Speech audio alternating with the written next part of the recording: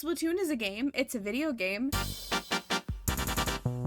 I actually chose to do Splatoon because it is May, which means in fandom circles, that means it is Mermay, which is you just talk about mermaids more, but I couldn't think of any major fandoms that were like mermaid centric. So Splatoon is the closest thing I could come up with because as far as I can tell, the little characters turn into squids and shoot ink at other people. I did a TikTok fandom reaction to Splatoon a while ago. The major reaction would seem to just be, how dare you be surprised that this game has lore in it?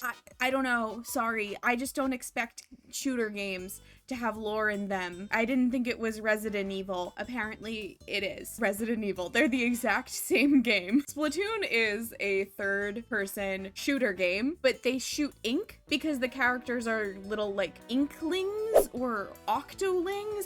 There's like two classes of characters. I don't actually know what the difference between them is, but they shoot ink at each other. And the only time I've ever watched any gameplay, it was a little squiddy person thing, and it was like running around and like diving under the surface of like paint and stuff to squirt ink everywhere, and then they were trying to get as much of the ink to be their color on the like map and not the enemy's color. And also the person I was watching was really bad at it because they'd never played it before. So that's my experience with Splatoon. I know there are 3 of them and it's a Nintendo product, I think, based on the wiki that I was just checking, but that's basically what we've got. So, you know, we're gonna do a nice traditional fandom reaction to this one where I just kind of go in and I look and see what's going on, and I Google if there's any fandom drama for it, and then I get really sad if there isn't any, because I've decided that my job on YouTube is to be a massive.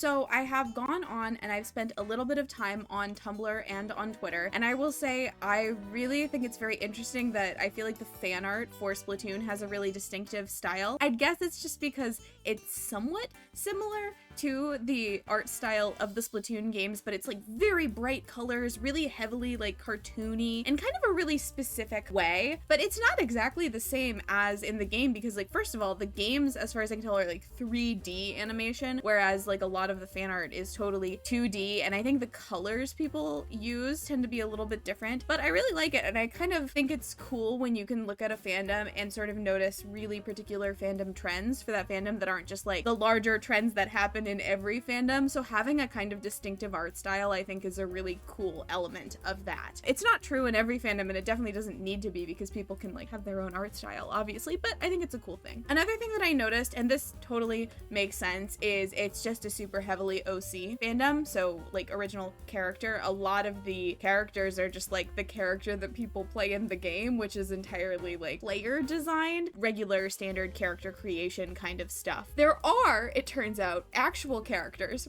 in the game. I didn't really know that. There are named characters. I think they're like idols, like kind of like Project Sekai in those games where there's like player characters, but there's also like singer idols in them. I didn't think this was a singing game at all, but you learn something new every day. And apparently Splatoon contains multitudes. This game it just keeps surprising me. I'm like, I know what this game is. And then it's like, no, actually, maybe there are idols. I might be wrong about that, but there are named characters. And then there's also characters that are just like named Agent 1 through Agent 12, maybe? I'm guessing there's 12 of them.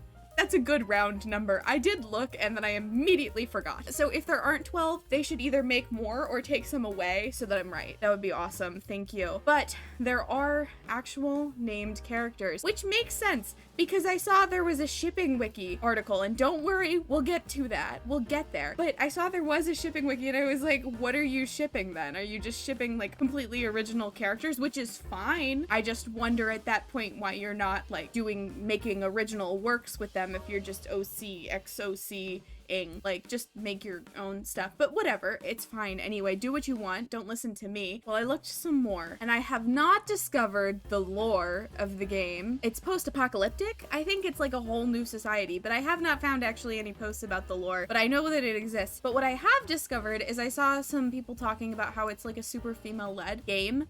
Like all the main characters pretty much are female, and potentially originally there weren't even supposed to be boy player characters and they were just all girls, which is cool. I think that all games should do that, actually. I think when is there gonna be Call of Duty for girls? Make Call of Duty for girls. No, it is actually really sick though, and that's very cool, and you guys have my respect for that.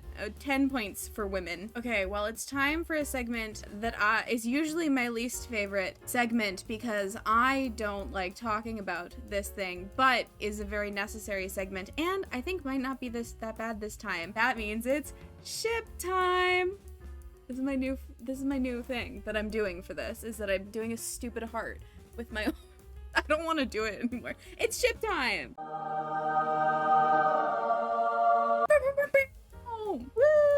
Anyway, we're talking about the ships in this series, and I am looking, as always, at the shipping wiki, which is my favorite website in the entire world, and I have really exciting news. I'm looking down at the bit on the top AO3 ships, and I'm confirming it on AO3 this time, and the top ship in this fandom is a fem/ship, which is just 10 more points for women, and so many women points today. Congratulations, women. The top ship is a fem/ship. That, like, you don't understand. Either if you're new to fandom, or you've only been in a couple of fandoms, or you just don't know, like, that it never happens. Fandom is so, like, yeah, there are tons of women in fandom. Women built fandom. I would say that by far the majority of people in fandom are women, but fandom is so male focused that this is truly crazy. Major congratulations to Pearl Rena and Pearl Rena enjoyers. That's so cool, you guys. I'm looking through, it looks like they have the most fic, and they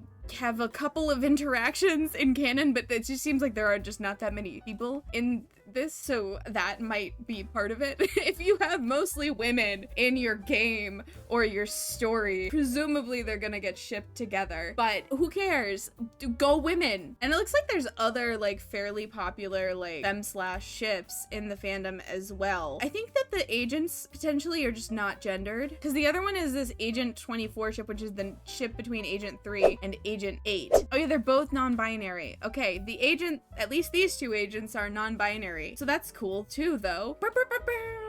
And then I went on AO3 a bit to just look and see there are 941 Pearl Marina fics on AO3 and 866 Agent 3/Agent 8 ships. And then the next one, which with 287 fics, is also fem/, and it's very cool. My one question is, as I was just briefly scrolling through the fics with the most kudos, I kept seeing things tagged with eggs, and I was too scared to read the summary. So someone please reassure me that the eggs we're just making breakfast or something like that. I actually don't want to know anymore about the eggs. I've been in too many fandoms where eggs being tagged is an interesting sign. Not a bad one, we don't judge, but a sign. Okay, it's time for my favorite segment and yours. No one has ever mentioned this in the comments of my videos, but I'm going to make it be your favorite segment, I swear to God. This is not a drama show. It's where we talk about drama. So this is just the bit in the video where I Google X fandom toxic, X fandom drama, X fandom controversy, or I just read the fan lore page, if there is one. But here the fan lore page is not really, like, very well filled out. So we just Googled all of those things. It seems to me like there is drama, but I'm not getting any specifics. Really. As far as I can tell, the fandom on TikTok is toxic and mean as hell, which this is true for every fandom. Get off of TikTok. Yes, I know I'm on there, and I post TikToks, and I use it a lot. Do as I say, not as I do. The only other thing I can see is that it seems like because it is a game with competitive modes, there's going to be some level of toxicity involved in that. I don't know that I would call that fandom drama, but I think it's close enough. Games with competitive modes, people are gonna be jerks about the competitive modes, especially the more popular those competitive modes are. I don't know, like, what level it is. On a scale of 0 to League of Legends, I don't know what level of competitive toxicity we're talking about, but you know, it's one of those things. It just happens. But honestly, other than that, I can't find any evidence of real ship wars or anything like that, which is amazing because that is my least favorite kind of drama and I hate talking about it and I think it's so dumb. So thank you for that. 10 more points for no ship wars that I can find, obviously. And then I saw a little bit of discourse about, like, people that go into a fandom for media that is very female dominated and only focus on male characters, which is one of the unfortunate side effects of fandom in terms of fandom focus on men. But really, that's like nothing. That's like baseline fandom, every fandom. That always happens. So that's really not that bad. I would say you guys are doing pretty okay for drama, except for the fact of there probably is lots that I can't see because I'm not gonna go on TikTok to do research for these videos. Whatever you guys are doing over there, you can keep that to yourselves. There is one more thing actually for drama that I just remembered. When I was looking at fandom drama for Splatoon, I just kept getting links to people talking about some amount of drama in the wiki. Like apparently there's lots of drama surrounding the Splatoon wiki, and the Splatoon posters on the wiki are all having a terrible time right now. It's not even Reddit drama. I have a confession to make. I keep forgetting to ask people to subscribe to me, and I'm a pretty small channel, so it would actually be really helpful. So please. I can't finish it, but please subscribe. Like the video if you liked it. You can also leave a comment. I don't know that people realize this, but I am okay with people commenting like requests or suggestions for fandoms for me to do a reaction to. I just might not get to all of them. I'm aware that there is probably hidden drama lurking under the surface. I'm just gonna look at what I did see, which is women, many, in a good way, and give you an 8 out of 10.